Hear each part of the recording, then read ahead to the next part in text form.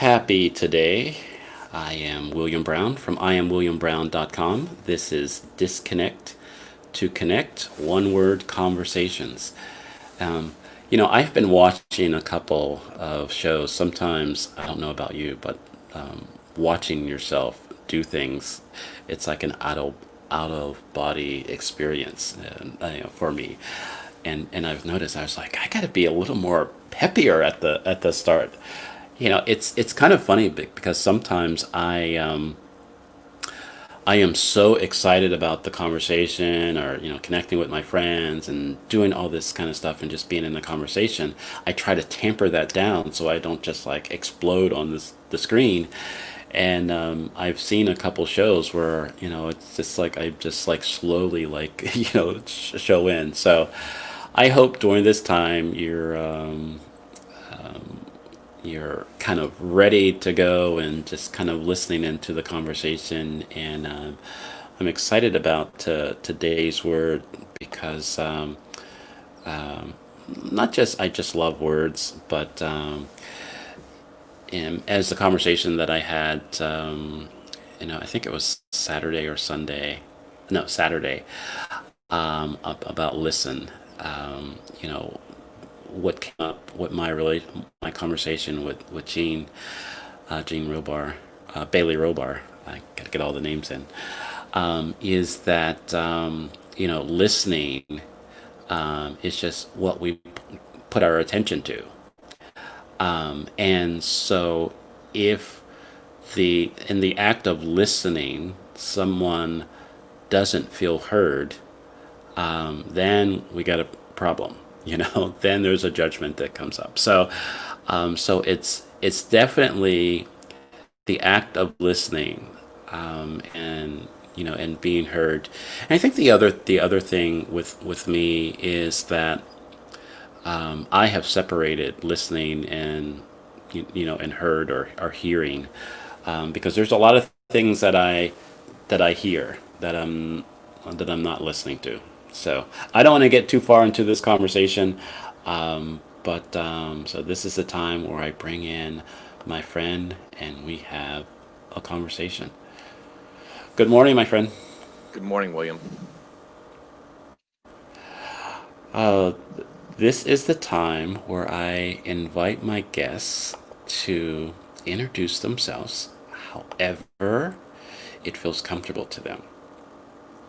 Well, I'm Joe Colsant. I am a father and husband, and I have two boys. I live in St. Augustine, Florida, and I am Beautiful a place. music director. Yeah, it's a beautiful place, and I'm a music director and a classically trained bass, so I can sing the low notes. And Oh, then that's good. That's great.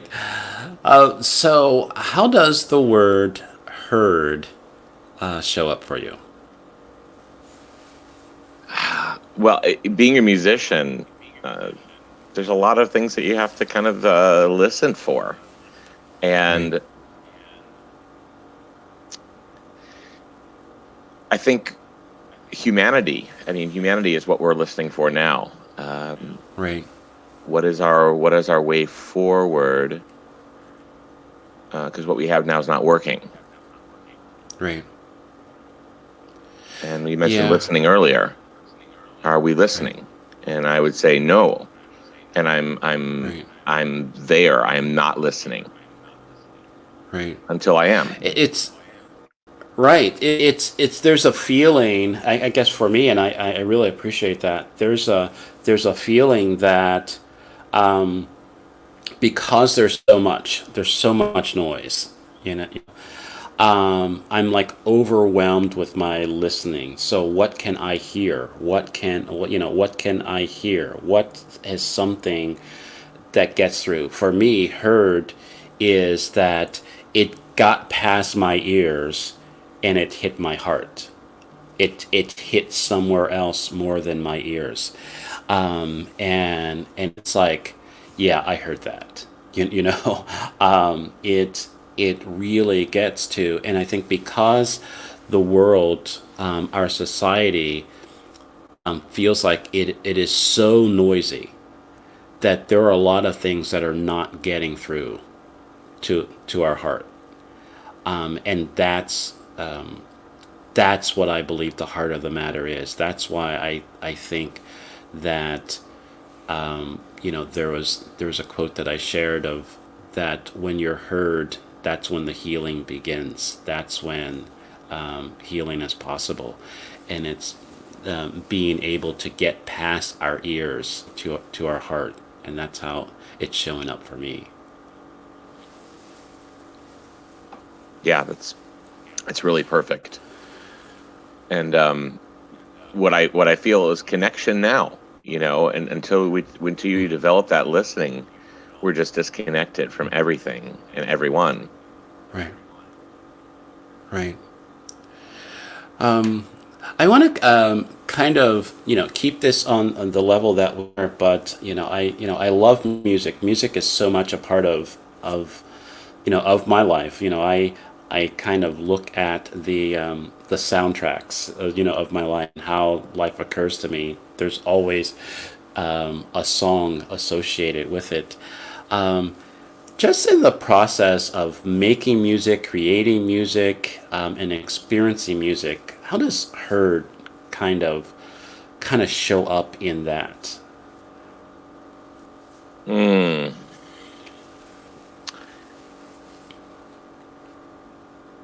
that's a really good question.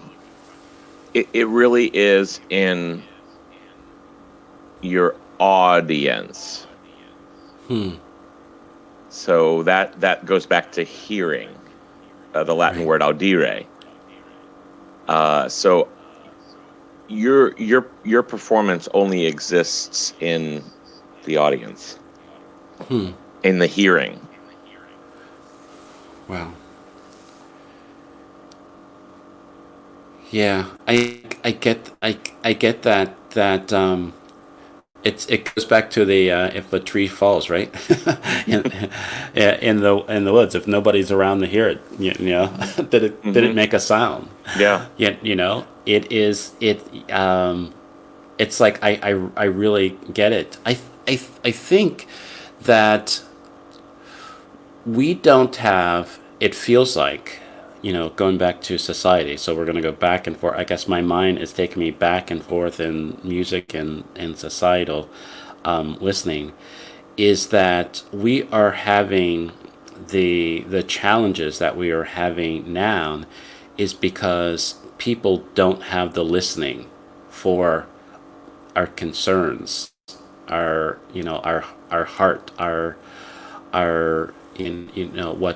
um, what's important to us. And because we don't have an audience, we feel that our life doesn't matter. Our concerns don't matter. Our worth is tied up in the audience, type of thing. So to really connect to the audience, right? The society. The society has to have a listening. Yeah. Spot on. I don't know that.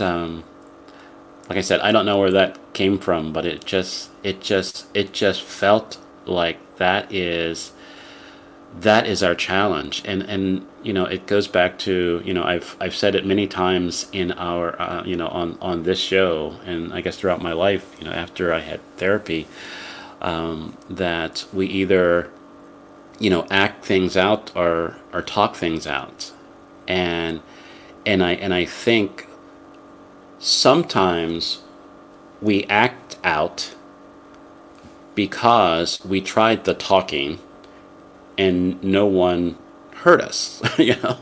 No one gave listening to us. So now there has to be an action. There has to be the acting out. There has to be a physical connection to that.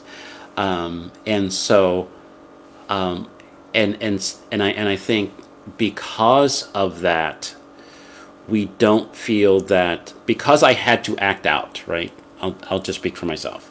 Okay. When I feel that I have to act out, now I have your attention, right? Now you will listen, to me. There is a point that there is a judgment that, geez, the only way that I'm going to get your attention is for me to consistently act out, and that doesn't feel good to me. It feel Mm. I would rather talk, to you. I rather have a conversation with you. And so why is it that that I have to I guess to act out, to garner the attention. It's like I said, I'm not trying to. It's not. It's. I think it's a rhetorical question, but it You're just not feels being like does it heard. right? Does it show right? Does that show up? How does that show up for you? You're just not being heard. If you are, it's like my wife, right? If I do Right. not pay attention to my wife, Right. there's going to be some consequences Right. to that. Right. My Right. kids, I think about all the ways that I act out. Hmm. So this conversation keeps me on the pulse of what is important and to listen. Right. In my conversations around labels, it's not just what label is showing up. Um, I I believe that it's what label is listening or speaking. And we both have the husband label, right? So there are many times when my wife will say, "Hey, you're not listening to me," and everything because she's talking and everything like that. And I have to remind her sometimes she will start a conversation with quote unquote her husband or what she thinks, because this body, here.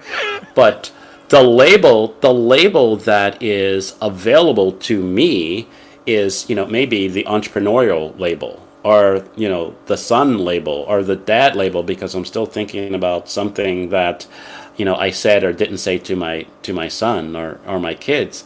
But the husband label is like nowhere to be found, right? Hmm. And it's like the other labels are like, hey, dude, they need the husband label, the wife is talking again, right? And it's like I don't know where he is, but it's just like, come on, you need to be in this conversation, but there is a reality that we can't really have a conversation until we know what label is listening, is really available to be within the conversation. And I have fun with it within my house, but too often, if especially in our society, if I only see and relate to one label, let's just say if it's a race label Hmm. or if it's a class label, if I look at you and only see one label, and say I don't listen to that label, I don't Hmm. respond to that label. If that label is speaking, that label is not being heard. And I think if we reduce what's going on in our country, in our society, as just, in my opinion, the one label of, okay, black labels or African American labels are speaking right now, and then we have to listen to them. If we only reduce it down to that, we're missing the larger conversation of equality and inclusion, and respect, and and honor. And I think beyond our labels that are yelling or acting out is our humanity. And if we can't listen to each other's humanity, our labels will continue to decide what conversations we will have or won't have. And that's, I think, is a very dangerous place to be. I mean, because let's going back to the wife situation, and she can believe that, hey, I never listened to her, or I don't have a listening for her. Every time she starts conversation, and I'm like, what? I don't kind of hear you. Or she can see in my humanity that, hey, sometimes I'm here and sometimes I'm not. Sometimes I'm present and sometimes I'm not. And that she will give me the space to get present, you know, to to for them to rustle up the husband label, right? Or even William, it's Right, like, right. to get, no labels, just talk human to human. We're going to have a conversation right now, because of that. If we are not willing to listen to or hear our humanity, there is nothing can really get done. There's nothing. There's not within the conversation to have. Am I like overthinking this, or what? No, What do you no, and think? I think the word that you brought up was presence. Right. And I go back to Eckhart Tolle, and Right. the seed that falls on good ground will yield a fruitful harvest. And it has Right. everything to do with being fully present and really listening to whatever there is to be said. Right. Until that Right. happens, we are gonna be divided and not Right. one. And right. And there's so many things that I don't know, and I don't believe this to be the case. So I don't want to I say this, but I don't think I totally believe this. That I think there's so many things that take our presence, right? I don't think that's true. I think the what's truer for me is there are so many things that I give away my presence, for. I People don't Mm, take it from me. I mm. just give it, and there's something that I've been talking about, for a couple days, last week, and it's coming up again, is that the difference between my intention and my attention. And it's like, if there's not an alignment, if I'm not aware what has my attention or what I give my attention to, I don't have the ability to live my intentions. And I think it's really, it comes in with my listening, because what my listening, right, is my attention, right, what I'm giving my Mhm. attention to. Then it causes me to hear something, right? It causes me something to get in, and it either aligns with my attentions or it doesn't, or it takes me somewhere totally else. And I think there's a level of things not getting through, being heard, having that feeling of being heard for myself, or giving that to other people, because where my attention is. And I want to do better with that. And I think, like you were saying, it's about what we are present to, and what we stay present to, because that's where the fruit is.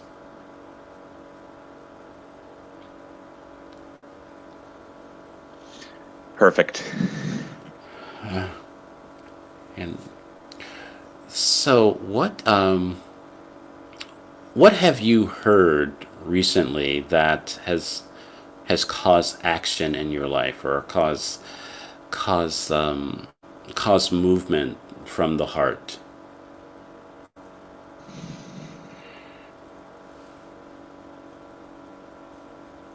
I think the events of last week for sure, Hmm. with what happened. I had a very severe reaction to when I saw that video of George Floyd, with the officer on with his knee on his neck, Hmm. and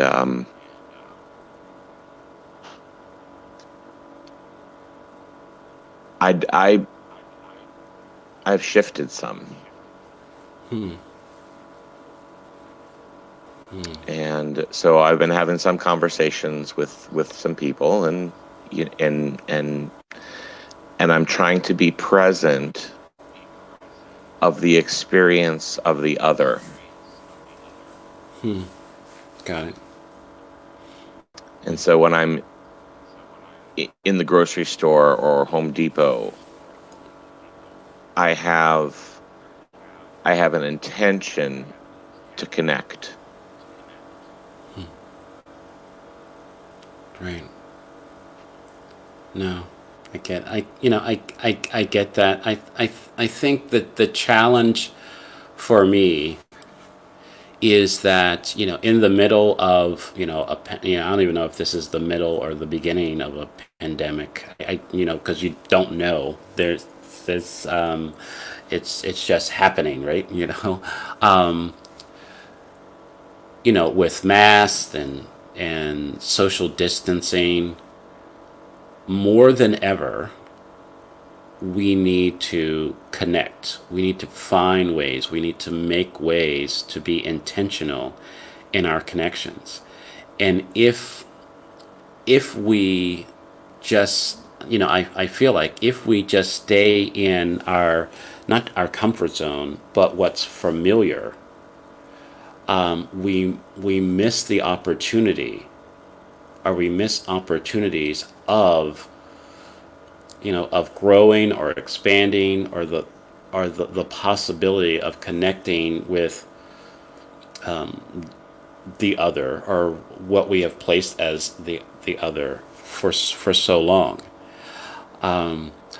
I said something today, in my post, and it wasn't to advertise my conversation about race on Thursday, but I kind of used it to that, is that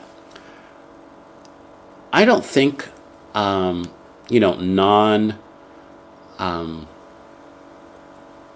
African Americans and black people need to get a PhD in blackness to be kind and respectful and loving. It's not necessary. You don't need to read the latest book. You don't need to, um, talk to any more, black people and kind of feel their pain or anything. It's just me talking. Um, just connect to the humanity of others. And through our connection of humanity, because I think being human is our our choices that we make, you know, and it is not good or bad. Sometimes we make choices that, you know, are not, are not working for us. Let's just say that, right? And there's Right. some choices that we make that do. So if I stop making judgments of the choices that you make, or the choices that I make, and we just kind of work through that, talk through that, hear each other, so we feel heard in our humanity, the labels that may show up or may not show up, I don't want to say are irrelevant, but they're not as important. When I say I'm not my labels and I am my labels at the same time, Mm. I'm saying that yes, I am black, I am a male, I am a husband, and I'm not. There are some conversations that I have that have nothing to do with my blackness. It has nothing to do with me being a husband or being a dad or all the other ways that I show up. But I do. And the more that I extend that grace, not just to myself, but to others, then I believe we can be heard, we can be seen, and I think our willingness to live beyond is, look, it's difficult because I think our labels are right in our face. It is right in our face, and screaming in the streets and burning things down, and and all that. But there is a human being beyond that, beyond the pain, the disappointment, and the frustration. There is a human being that is trying to survive this human life. And that the more that we embrace our humanity, the more that I believe we can be heard. Mm. Mm. That's where I am. That's the space that I'm in. Wow.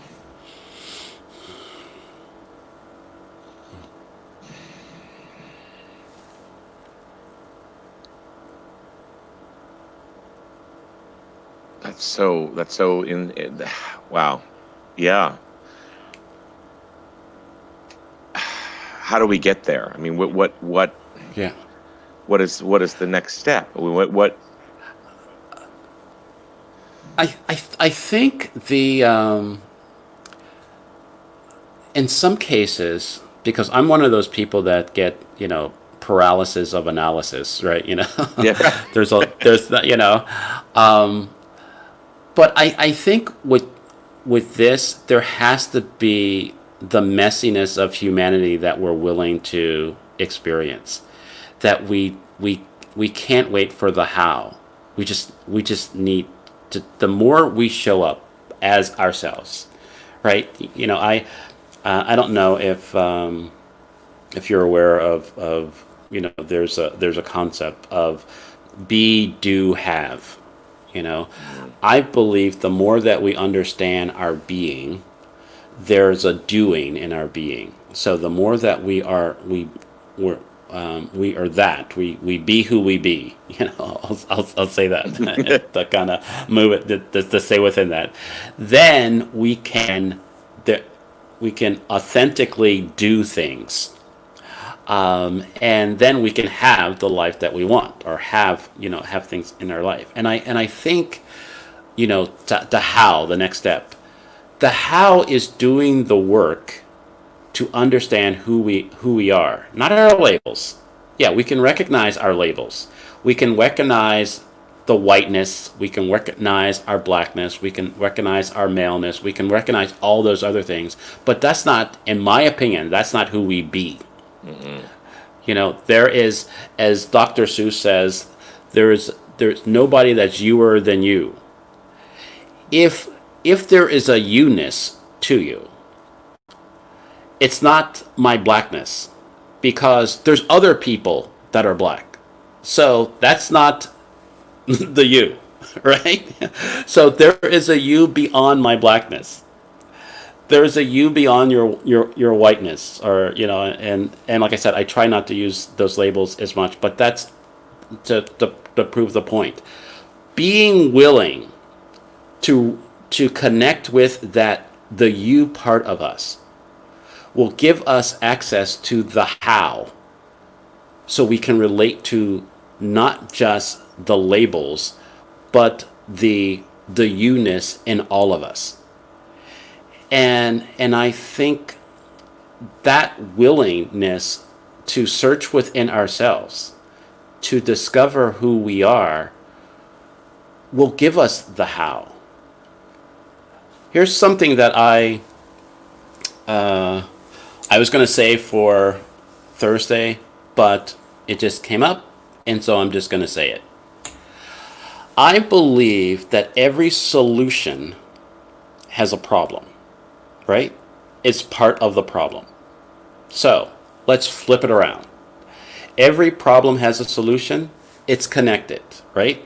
So and I don't know where he just went, so I will continue this, and hopefully he'll come back, because we were having some challenges in in our computer. Um, so, um, so hopefully he'll come back in. So I will finish my thought on the problems and the solutions. This is what I will say. That if we believe that the white male is the problem, I believe that the white male is a part of the solution. Our, and so the more that we're able to recognize that or appreciate that, and I'm glad you're back. I was like, oh, it's going to say this wonderful thing that's amazing, and he goes and it goes away, and it's like, it's a conspiracy, right? But no, We'll say it again so it's that you're heard. right. So and I appreciate that.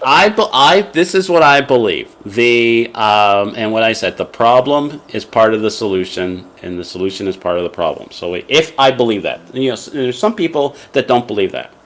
There's a lot of people that say around race that the white male is the problem, or created the problem.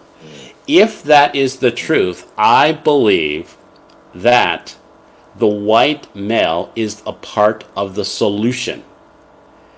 And so the more that we have the conversations that we need to have with everyone,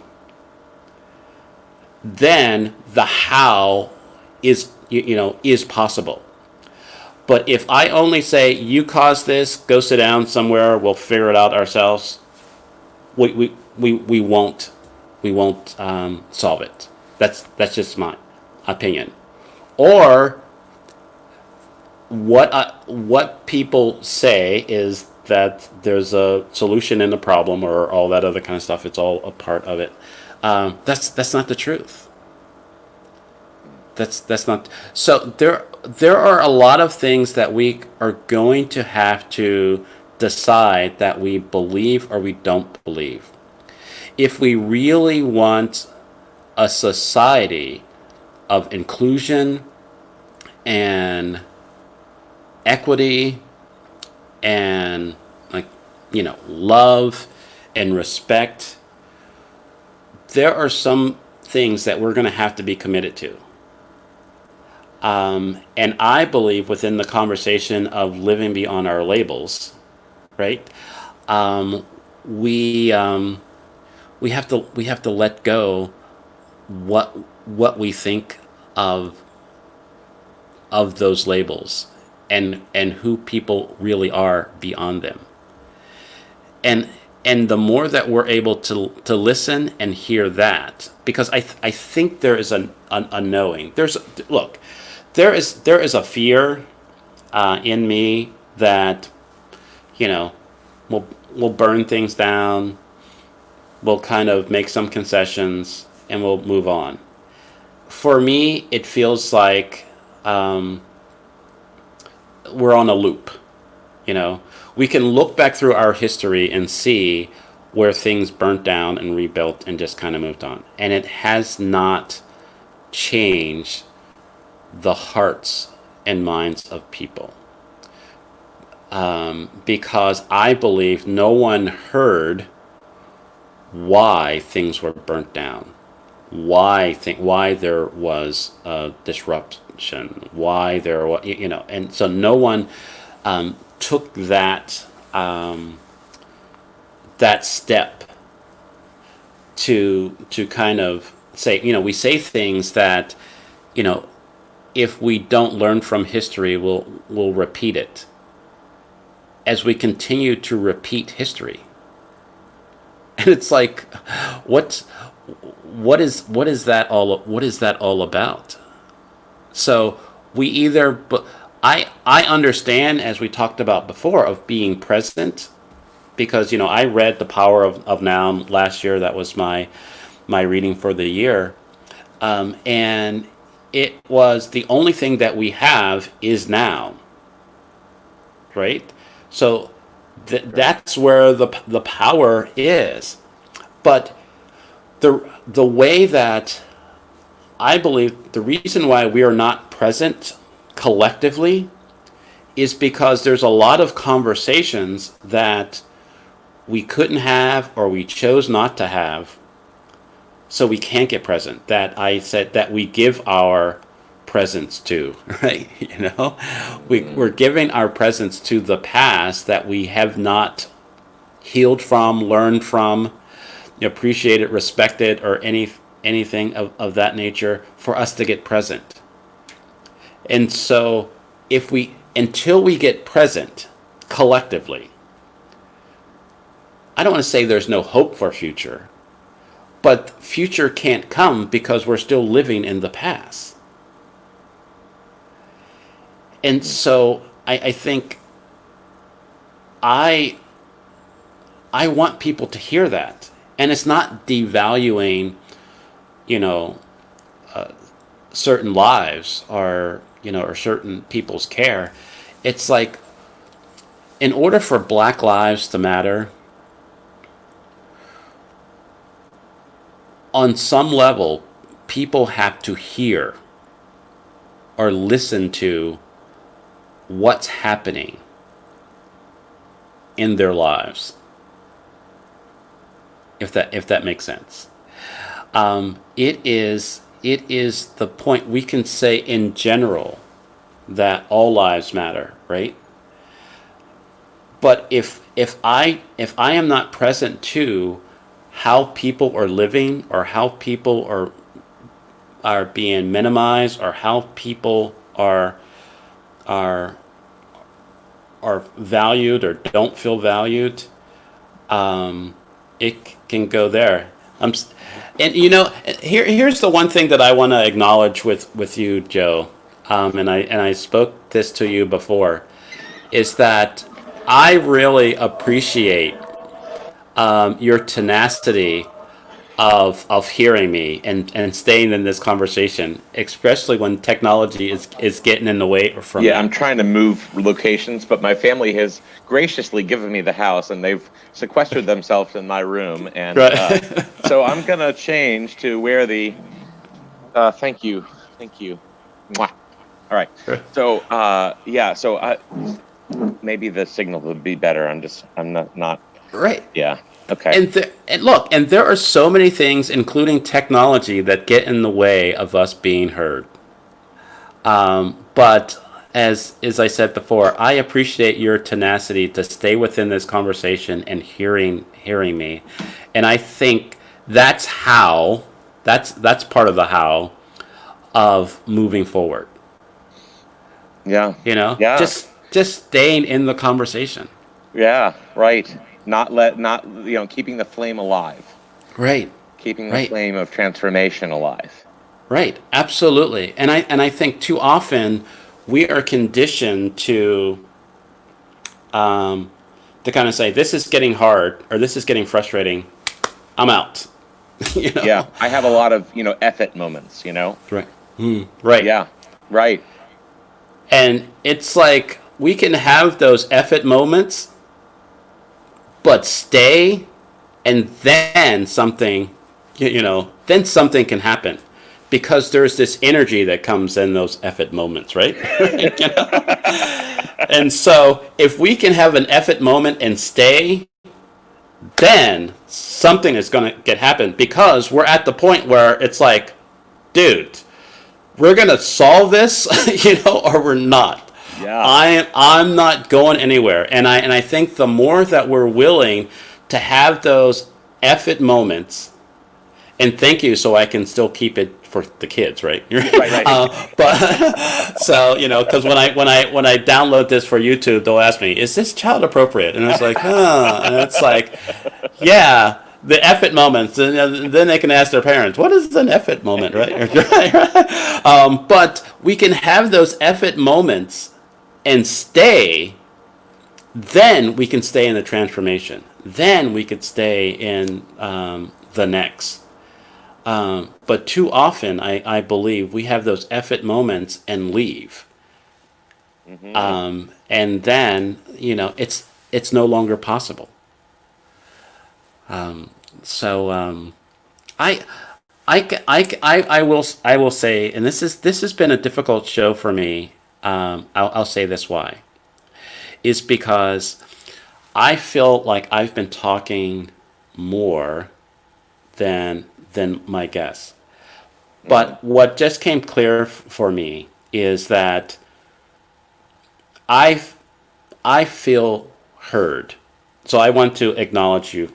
I acknowledge you for that. And sometimes we need to have conversations that we just feel heard. And even though that I wanted to hear you and I wanted to be engaged, you have been so much in this conversation and caused me to be heard on a level that I I didn't know that I needed or wanted to appreciate it. So I just want to acknowledge you for that. And we could have this conversation and for hours, but it is there's a lot of other things, and I don't want your family to stay in one room all all day, oh, sure. or No, no, they're in the or they rest of the house. won't. They Or, got the rest of the house. So you right, it's take as much time as you it need. could do. But I just want to see if there's any last thing or anything that you got from this conversation that you want to leave people with. I'm grateful. I'm grateful for you and for having this conversation. I'm grateful to be a part of it. That's it. No, I definitely appreciate it, and people can connect with you on Facebook or all the other Hmm. social media type of things. You're out there. There's a thing that you're doing. There's a number of challenges that are online that there's sometimes I was like, oh, this is great, but please don't nominate me because I'm not. I don't want to be in the. I don't want to be the wink link to this. Because type of thing. But you are currently involved in a challenge of doing push-ups. For mental health and suicide prevention and everything. And that is something that is near and dear to me and a number of people. Of awareness and I think a part of that conversation that people just need to be heard. And I'm so glad that you're committed to not just doing the push-ups, but listening to people that may be experiencing that, not just head on, but the collateral of mental illness or suicide or anything like that. Is there anything that you want to say on that as we close? I think that it's just in the listening, right? Mm-hmm. It's mental illness takes many different forms, and the more we're listening, the more we can bring it to the light and be there for one another. Right. So, thank you, my friend. You're Um, welcome anytime.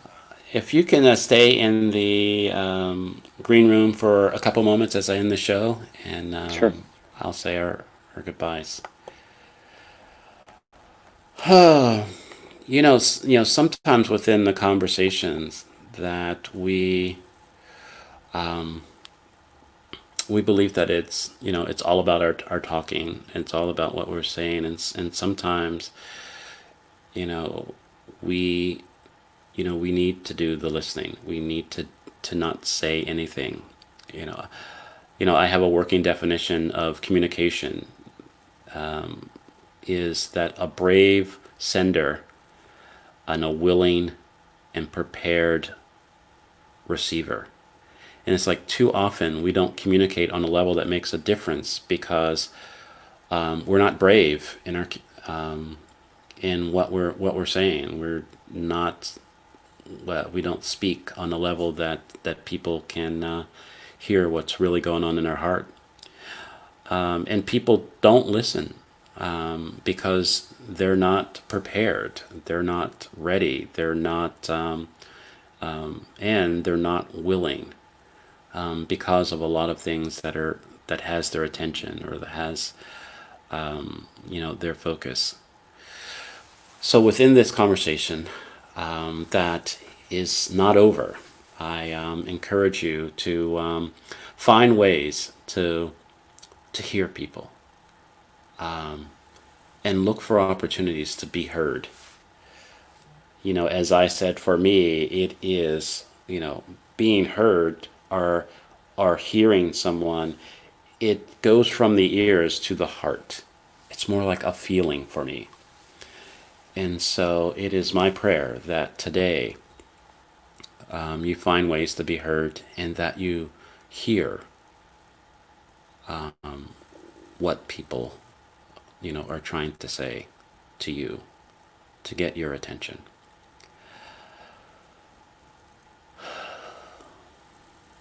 I just needed to take a breath there. The world wants you, the world needs you, and the world is waiting for you. So, go be you. Have a great day. See you tomorrow.